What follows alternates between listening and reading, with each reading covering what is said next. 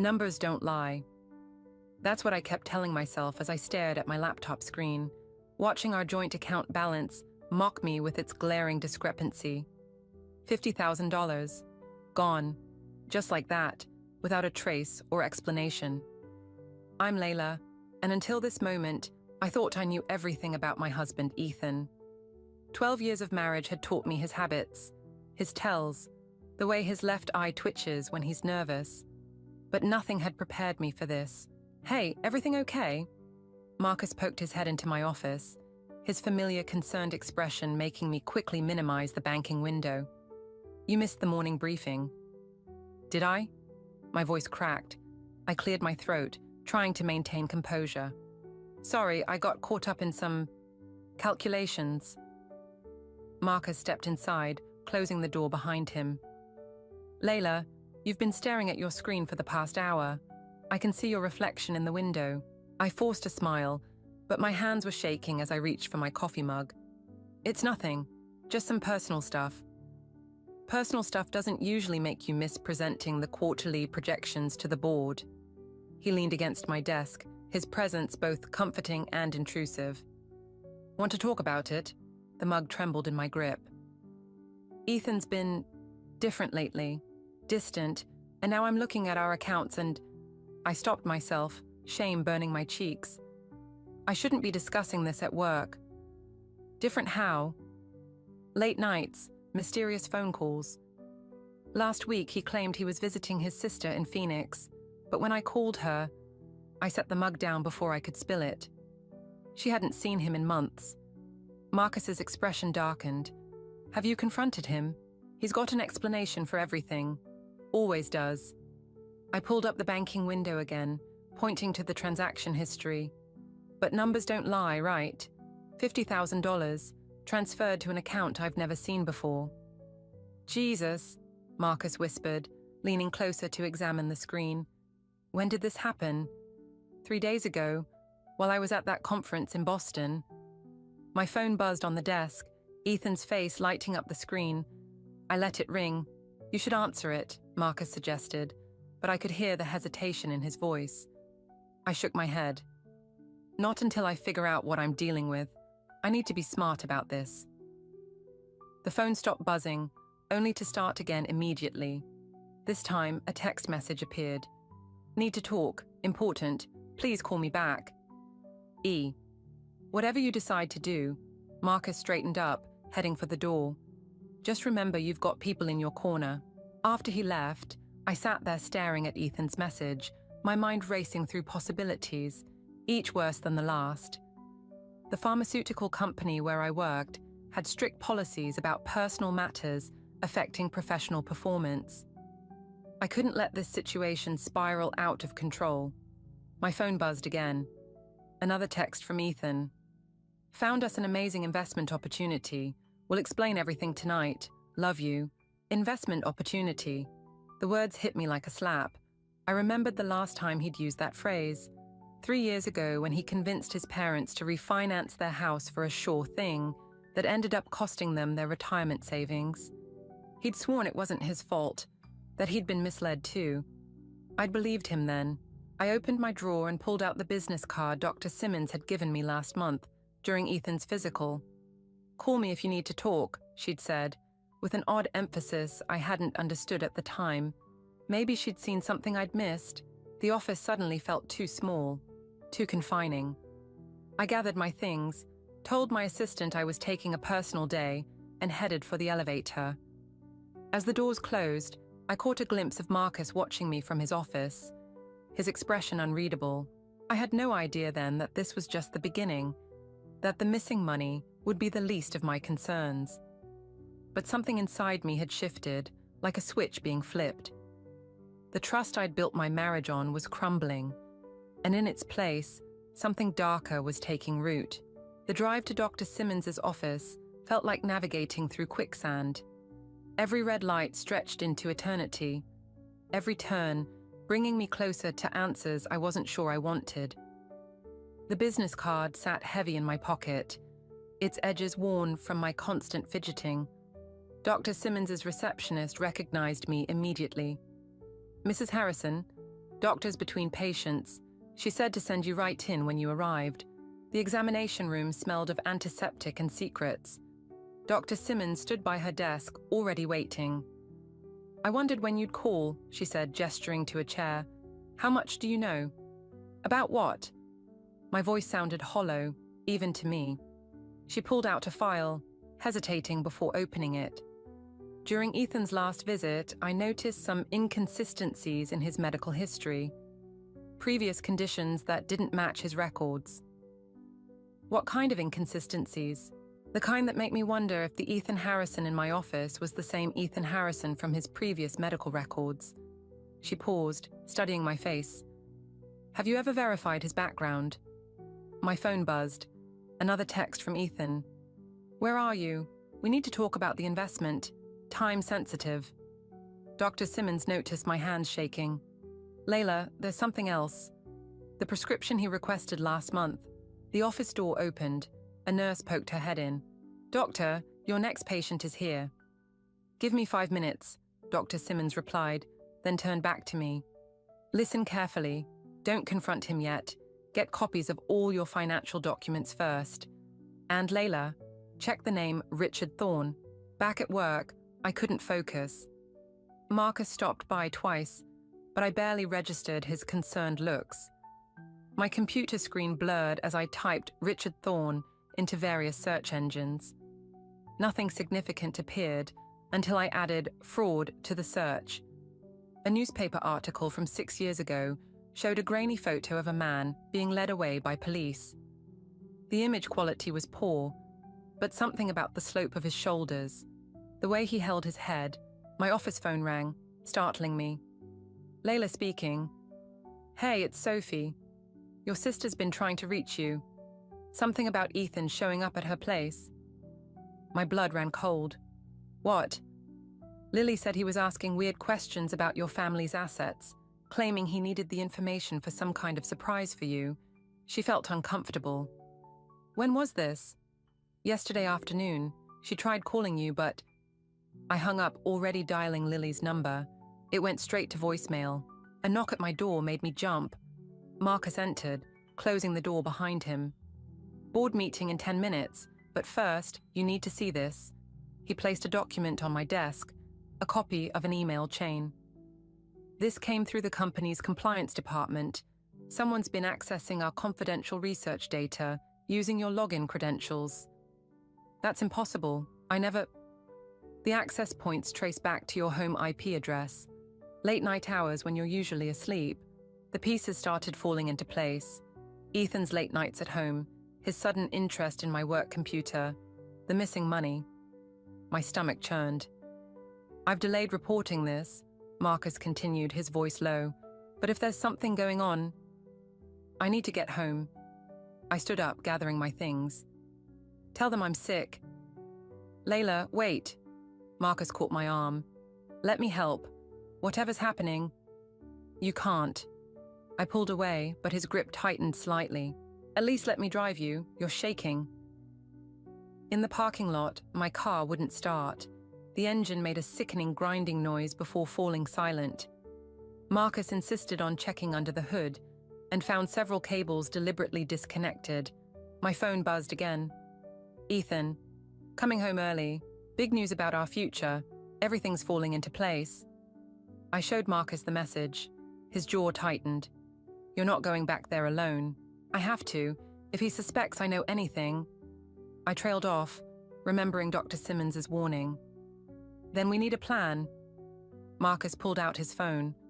I know someone in corporate security. Give me an hour. As we sat in his car, plotting my next move, I caught my reflection in the side mirror. The woman staring back at me looked different somehow. Harder, more determined. The trust I'd lost wasn't just about money anymore. It was about survival. The garage door was open when Marcus dropped me off. My car, the one that wouldn't start earlier, sat in the driveway, pristine and seemingly untouched. Ethan leaned against it, phone in hand, wearing that disarming smile that used to make my heart skip. There you are, he called out. You wouldn't believe the day I've had. The investment's locked in. We're looking at triple returns within 6 months. I felt Marcus's car idling behind me, his presence a silent guardian. The car's working now. Had Tom take a look at it. Simple fix.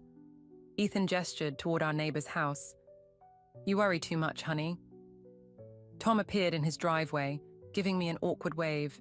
Something in his expression made me uneasy. Weird coincidence, he said, not quite meeting my eyes. Those cables must have come loose on their own. Marcus's car finally pulled away. The sound felt like abandonment. Inside, Ethan moved with unusual energy, pulling papers from his briefcase. Look at these projections. The returns are guaranteed. We just need to move quickly. Maybe liquidate some of your pharmaceutical stocks. My phone buzzed. A text from Lily. Call me now, emergency. I need to use the bathroom, I said, already moving toward the stairs. Ethan's hand caught my wrist. This can't wait, Layla. The opportunity expires tonight. I pulled away, forcing a smile. 5 minutes. In the bathroom, I called Lily. She answered on the first ring. He knows, she whispered.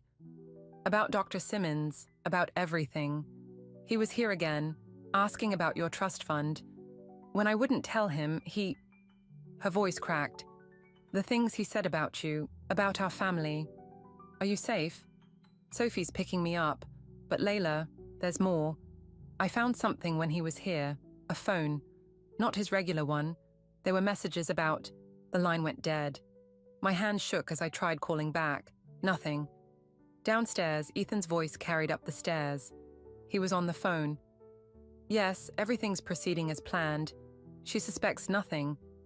No, that won't be a problem much longer. I crept closer to the stairs, straining to hear. The sister's becoming an issue. Yes, I understand. It'll be handled. No, Richard Thorne doesn't exist anymore. I made sure of that. My foot hit a creaky floorboard. The conversation stopped abruptly. Layla? Ethan called out. You've been up there a while. Everything okay? I flushed the toilet, buying time. When I came downstairs, he had a glass of wine waiting. Your favorite, he said, holding it out. I remembered Dr. Simmons's words about his prescription requests. Actually, I'm not feeling well. Maybe we should discuss this tomorrow. His smile tightened. The opportunity expires tonight, remember. Just take a sip, relax, and let me handle everything. The doorbell rang. Through the glass panels, I saw Marcus. What's he doing here? Ethan's voice had an edge I'd never heard before. Probably about the board meeting I missed. I moved toward the door, but Ethan blocked my path. You've been spending a lot of time with your manager lately. It's work-related, like those late-night emails from the company server. His mask slipped for a moment, revealing something cold beneath. You should be more careful with your passwords, honey. The doorbell rang again. 3 sharp, urgent rings. Don't answer it. Ethan's command was soft but absolute. My phone buzzed again, a text from Sophie. Lily's safe, police involved, get out now. Move, I said, surprising myself with the steel in my voice. Or what? He stepped closer, his familiar cologne now suffocating. You'll tell them about Richard Thorne? About the missing money? Who do you think they'll believe? The loving husband worried about his unstable wife, or the woman making wild accusations? The wine glass in his hand trembled slightly. For the first time, I saw uncertainty in his eyes. He wasn't sure how much I knew. The front door crashed open. Marcus stood there with 2 police officers, Tom right behind them, clutching what looked like security camera footage. I'm sorry, Tom said, looking at Ethan. I couldn't do it anymore. Not after what you asked me to do to her car. The wine glass shattered on the floor, dark red spreading like blood across our pristine white tiles. In that moment, watching Ethan's carefully constructed world begin to crumble, I felt something shift inside me. This wasn't just about survival anymore. This was about justice. The police interview room felt smaller with each passing hour. Detective Chen pushed another cup of coffee across the table while I replayed the security footage Tom had provided. On the screen, Ethan methodically disconnected my car's cables, His movements precise, practiced, not the clumsy work of an amateur. "Mrs. Harrison," Detective Chen said, "we found something interesting in your neighbor's garage. Want to tell me about these?" She slid photographs across the table. Surveillance equipment, far more sophisticated than anything Tom could afford. Next to them, printouts of my daily schedule, annotated in Ethan's familiar handwriting. "I've never seen these." "Your neighbor claims Ethan paid him to install them 3 months ago, right around the time your company started clinical trials on the new cancer drug." My coffee turned bitter in my mouth. The timing wasn't a coincidence. "There's more." She produced a laptop. "Your sister's phone was recovered. The contents are concerning." The video played. Ethan in Lily's living room, his charm turned predatory. "Your sister's always been the smart one, hasn't she? Figuring things out too quickly. But accidents happen, Lily, especially to people who ask too many questions." My hands clenched until my nails cut into my palms. "I want to press charges. That's the thing." Detective Chen closed the laptop. "We can't find him. His fingerprints match 3 different identities in our database. Richard Thorne is just one of them." A knock interrupted us. Marcus stood in the doorway, looking exhausted. "They found something at the office." In the elevator up to our floor, Marcus kept glancing at me. "You should prepare yourself," he said finally. My office door hung open. Inside, forensics teams photographed my decimated workspace. My computer was gutted, hard drive missing, but worse were the walls, covered in photographs. Me sleeping, shopping, meeting Dr. Simmons, having lunch with Marcus. "He's been watching me for months," I whispered. "Not just you." Marcus pointed to a stack of papers on my desk. These were hidden in his cloud storage. "He's been selling company research to competitors, using your login credentials." The room spun. "The clinical trials. Compromised. The board's meeting now to discuss damage control." My phone buzzed. An unknown number. The text contained only an image. "Lily's house. Current timestamp. Lights on inside." "He's there," I said, showing Marcus. "He's at my sister's house right now." "Police are on their way," Detective Chen called from the doorway. "Don't." But I was already running, Marcus close behind. In the parking garage, he grabbed my arm. "You can't go alone. He's my husband. My responsibility." "Was your husband," Marcus corrected. "And he's not working alone. Think about the resources needed for this level of surveillance. Someone's backing him." Another text arrived. A video of Lily entering her house, unaware she was being filmed. Below it, words that made my blood freeze. "Should have taken the wine, honey." Marcus's keys jangled between us. "I'm driving." The 15-minute drive to Lily's house felt endless. Marcus broke every speed limit while I tried calling her. No answer. "There's something you should know," Marcus said, turning onto her street. "The board meeting today, it wasn't just about the trials. Someone's been accessing restricted files about our pharmaceutical patents. Files only accessible from your home network." Understanding hit like a physical blow. The investment opportunity he kept pushing was never about money. It was about access. We turned the corner to Lily's house. Every light blazed, but her car was missing. In the driveway stood Sophie, frantically waving us down. "She's not here," Sophie called out as we approached, "but he left this." She handed me an envelope. Inside was a single photograph, Ethan and me on our wedding day. On the back, in his handwriting, "You really should learn to trust your husband, Layla. Now everyone pays the price." My phone buzzed one final time. A video. Lily tied to a chair, terror in her eyes. Behind her, Ethan's voice. "Ready to discuss those patents now, honey?" The screen went black, leaving only my reflection, a woman I barely recognized anymore. The time for playing victim was over. Ethan wanted to see how far I'd go to protect what's mine. He was about to find out. "Call Detective Chen," I told Marcus, already heading back to the car. "Tell her to meet us at the office. I know where he's taking her."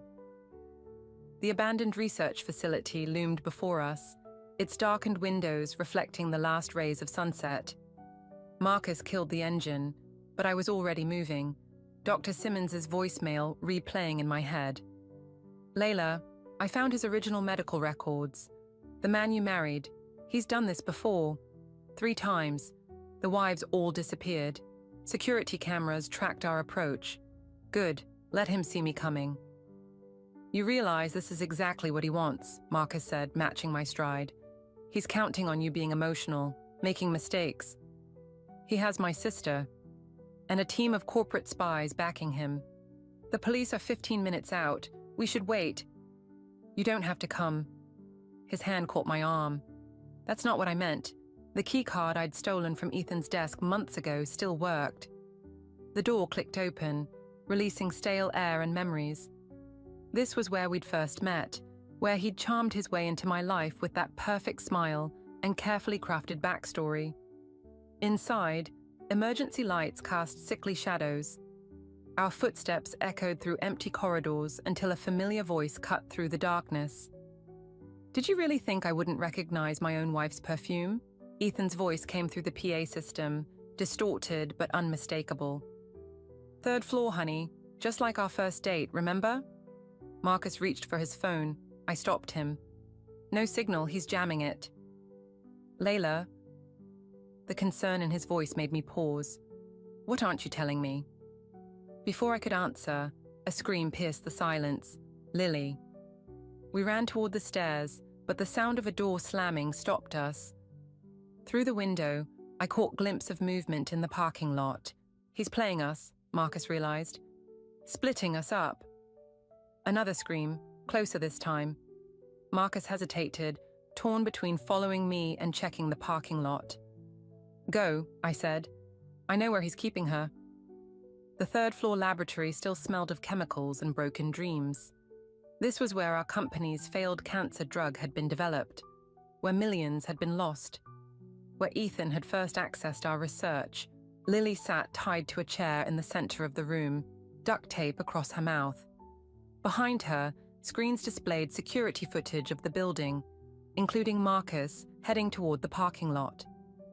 The famous big sister coming to the rescue. Ethan emerged from the shadows, holding something that made my blood freeze. My old research notebook. You know what I found interesting about your early trials? The unreported side effects, the deaths you covered up. Let her go. This is between us. Is it? He flipped through the notebook. Your sister was so helpful, telling me where you kept your backup data. All those years of falsified research hidden away in a safety deposit box. Imagine the board's reaction when this leaks. Lily's muffled protest drew my attention. Her eyes weren't showing fear anymore. They were trying to tell me something. You're not the only one who can play detective, honey. Ethan's smile turned cruel. Did you really think Marcus was helping you out of the goodness of his heart? Ask him about Project Eclipse. Ask him who really authorized those failed trials. Movement behind Ethan caught my eye. A reflection in the darkened windows. Marcus, gun raised. You destroyed everything I built, I said, keeping Ethan's attention. My marriage, my career, my family. No, sweetheart, you did that yourself. I just exposed the truth about who you really are. He moved closer, notebook extended like a peace offering. But we can still fix this. Together. Just like before. The gunshot shattered the silence. But Ethan didn't fall. Instead, Marcus crashed through the door, blood spreading across his shirt. Sorry, honey. Ethan's smile never wavered. Didn't I mention, your friend Tom's been very cooperative since we found those tax fraud records. Lily's chair toppled as she fought against her restraints. Marcus lay motionless, and something inside me, something I'd kept caged since discovering that first missing payment, finally broke free. I lunged for the notebook, but Ethan was faster. As we grappled, his phone clattered to the floor, revealing an open email. Project Eclipse termination authorized. Eliminate all witnesses. The implications hit harder than any physical blow. This wasn't just about stealing research or ruining my life. This was about silencing everyone who knew the truth. and I had just led Marcus right to him. Marcus's blood stained my hands as I pressed against his wound.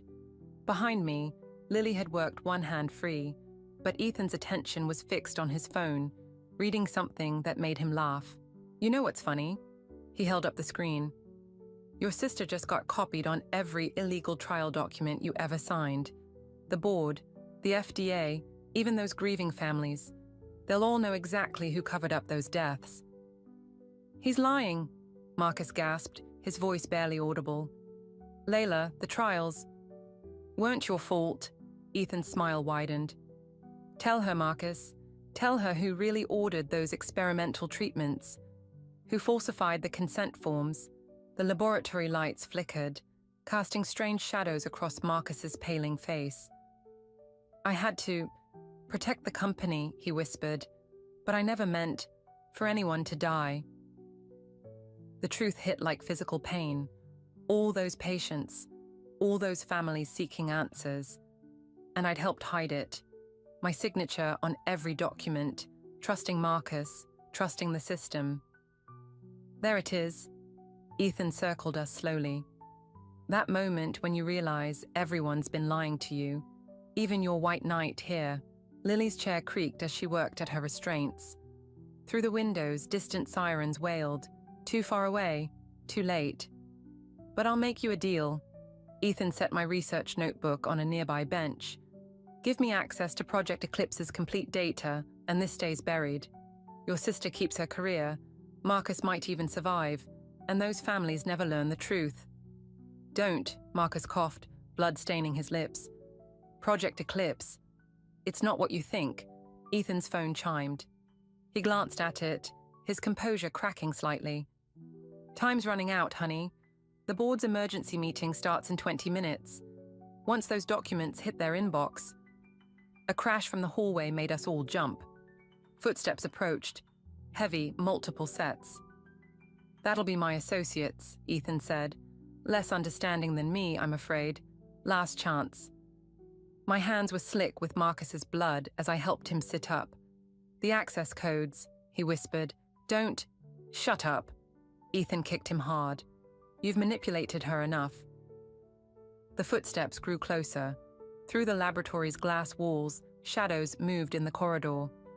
"I trusted you," I told Marcus, my voice breaking. "All those patients..." "The real data," he gasped. "Safety deposit box. Explains everything." Ethan checked his watch. 10 seconds, Layla. Choose." Lily had worked the duct tape loose enough to speak. "He's bluffing," she said. "The email he showed you. Check the timestamp." I lunged for Ethan's discarded phone, but he was faster. The screen shattered as he smashed it against the floor. "Wrong choice." He nodded toward the door as 3 men in tactical gear entered. "Take care of them. Make it look like a lab accident." "Wait." I stepped forward, hands raised. "The backup server." "In the basement. I can give you everything." Ethan studied my face, searching for deception. "You're lying." "Check my keycard access logs." "Why do you think I came here?" The men looked to Ethan for instructions. In that moment of hesitation, Lily's chair finally toppled. She rolled free, kicking the notebook into a puddle of spilled chemicals. The laboratory erupted into chaos. As Ethan lunged for the notebook, I grabbed for his phone's remains. Marcus slumped against me, his breathing shallow. "Kill them all," Ethan ordered, but his voice held a new edge. Desperation. The tactical team raised their weapons. Through the broken phone screen, I saw the email timestamp Lily had noticed. It was dated next week. "He's using you," I told them. "Project Eclipse isn't what he promised." "Shoot them," Ethan screamed. But the men hesitated, looking at each other. In their moment of uncertainty, distant voices echoed through the building. Police, finally arriving. Ethan pulled out a gun. "Fine, I'll do it myself." The shot echoed like thunder. Marcus slumped in my arms, no longer breathing. Lily screamed. And something inside me, the last trace of the woman who had once loved this monster, died with Marcus. I looked up at my husband, seeing him clearly for the first time. "You want to know about Project Eclipse? Follow me." As I led them toward the basement, Ethan's gun pressed against my back. I realized there was no going back.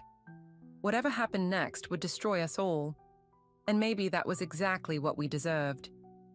The basement's emergency lights cast everything in blood-red shadows. Ethan's gun pressed between my shoulder blades as we descended, his mercenaries flanking us. Above, police sirens grew louder, but we all knew they'd be too late. "The server room's through here," I said, swiping my keycard. Nothing happened. I tried again. "Stop stalling." Ethan's voice had lost its smooth charm, revealing something rawer beneath. "You really think I didn't disable your access? Then shoot me." I turned to face him. "Because that's the only way you're getting what you want." His laugh echoed off concrete walls. "Always so dramatic, like when you threatened to expose the trial deaths. But you didn't, did you? Because deep down, you're just like me." A door slammed somewhere above us. The mercenaries exchanged glances. "Sir," one said, "we need to move." Ethan pulled out his phone, showing me the screen. A video feed of the upstairs lab. Lily still there, now with a guard standing over her. "Last chance, honey. The real Project Eclipse data, or your sister joins Marcus." I took a step closer, close enough to smell his cologne, the same scent I'd once found so intoxicating. "You want to know the truth about Project Eclipse?" His eyes narrowed. "The backup server doesn't exist." I smiled, feeling something cold and final settle in my chest. "But the safety deposit box does. The one Marcus mentioned. I visited it this morning." The first flicker of uncertainty crossed his face. Behind him, one of the mercenaries touched his earpiece, listening to something.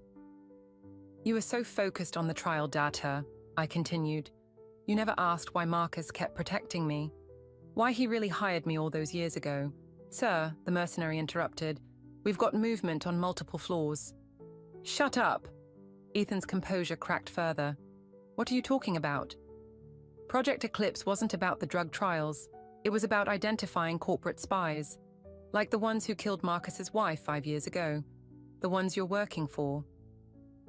Understanding dawned in his eyes, followed quickly by fear. "You're lying." "Check your phone again. That video feed of Lily. It's a loop from 20 minutes ago." He glanced down. In that moment, I moved. The gun went off, the shot deafening in the confined space. But I was already rolling, my hand finding the emergency alarm panel Marcus had shown me months ago. The sprinklers activated, but instead of water, chemical foam poured down. The mercenaries' equipment sparked and died. "Clear." Sophie's voice echoed from the stairwell as she led a tactical team in. The real one, the one Marcus had arranged before everything went wrong. Ethan lunged for me, but slipped in the foam. His gun clattered away. "You don't understand," he gasped. "They'll kill me." "Like you killed Marcus? Like you killed those other wives?" He reached for something in his jacket. I didn't hesitate. The syringe I'd palmed from the upstairs lab found his neck, just like he'd planned for me. "What?" His eyes widened as recognition hit. "The trial drug.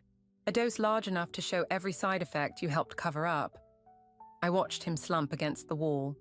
"Don't worry. You'll live. Long enough to experience everything those patients did." The tactical team secured the mercenaries. Sophie appeared beside me, helping me up. "Lily's safe. The real Project Eclipse data is already with the FBI. And the board meeting, streaming live. They've seen everything, including Ethan's real identity and his connection to the corporate espionage ring." I looked down at my husband, the man I'd loved, the monster I'd married. He stared back, his handsome features already showing the first signs of the drug's effects. "You were right," I told him softly. "I am just like you. The difference is, I chose justice over revenge." As they led him away, his screams echoing through the basement, I felt no satisfaction. Only a hollow emptiness where love had once lived. Sophie touched my arm. "Marcus left something for you, in case things went wrong." She handed me an envelope. Inside was a single note. Project Eclipse was never about the data. It was about finding someone strong enough to finish what my wife started. Thank you. The sirens grew closer as we climbed the stairs, leaving the basement and its secrets behind. But the echoes of what happened there would haunt us all forever. Some vengeance, I realized, comes not from what we do to others, but from what we force them to face in themselves. The hospital corridor stretched endlessly before me as I approached Ethan's room. Through the observation window, I watched him thrash against his restraints, his once handsome face contorted by the drug's effects, the same effects he'd helped hide from those trial patients. Dr. Simmons stood beside me, reviewing his charts. The symptoms will persist for months, every one of them documented now, impossible to deny. And the others? I asked. His previous wives? 2 have been found alive, in witness protection. She hesitated. The 3rd? I turned away from the window. I don't want to know. The click of heels announced Sophie's arrival. The board just finished reviewing Marcus's complete files. Everything about Project Eclipse, the corporate espionage ring, even records of his wife's murder. He'd documented it all. He knew, I said softly, from the moment Ethan started working there, and he chose you to finish it. Sophie handed me a USB drive. This was in his safety deposit box, along with a letter for you. Through the window, Ethan's eyes found mine. For a moment, I saw a flash of the man I'd loved, or thought I'd loved. Then his face twisted in another spasm of pain. The FBI wants your statement, Sophie continued, about the trial cover-ups. I'll give them everything. I pocketed the drive without looking at it. The patients' families deserve to know the truth. A commotion down the hall drew our attention. Lily appeared, accompanied by 2 federal agents. They found Tom, she said. He's agreed to testify about Ethan's network. I watched my sister, noting how she held herself differently now, stronger, more assured. We all carried scars from this, but maybe they'd made us harder to break. Mrs. Harrison, a nurse approached. He's asking for you. Inside the room, the restraints creaked as Ethan struggled to sit up. Come to enjoy the show? His voice was raspy, barely recognizable. No. I stayed by the door. I came to return something. I placed our wedding ring on his bedside table. He stared at it, then laughed, a horrible broken sound. Still so righteous. But we both know the truth. You enjoyed it, didn't you? Watching me suffer? That makes you just like... No, I cut him off. It makes me nothing like you, because I'm walking away. His laughter stopped. They'll never believe you about the trials. You signed off on them too. Maybe, but unlike you, I can live with the consequences of my choices. As I turned to leave, he called out, I did love you, you know, in my way. I paused at the door. That's the difference between justice and revenge, Ethan. Justice doesn't care if you loved me. Outside, Lily and Sophie waited. Behind them, through the hospital windows, the sun was setting over the city. Marcus's letter burned in my pocket, still unopened. What now? Lily asked. I watched a young couple pass by, their hands intertwined, faces bright with trust and possibility. Once, that had been me, but the woman I was then died in that basement, alongside the lies she'd built her life around. Now, I said, we tell the truth, all of it. My phone buzzed. A message from Dr. Simmons. Found something in Ethan's original medical records. We need to talk. I deleted it without reading further. Some truths could wait. Some secrets deserved to stay buried, at least for now. You're not going to look at the drive, are you? Sophie asked as we walked away. Marcus knew what he was doing, I replied. Whatever's on it, that's tomorrow's battle. The hospital doors slid open, releasing us into the evening air.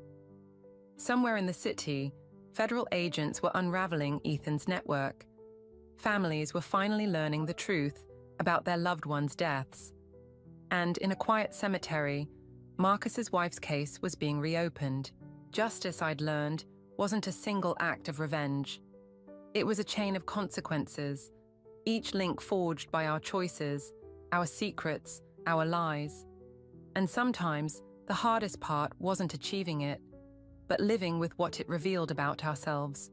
I felt the weight of Marcus's letter, the mystery of the drive, the unread message from Dr. Simmons, tomorrow's battles, tomorrow's truths. For now, this was enough. Walking away, letting the echoes of vengeance fade into something quieter, something that felt almost like peace, almost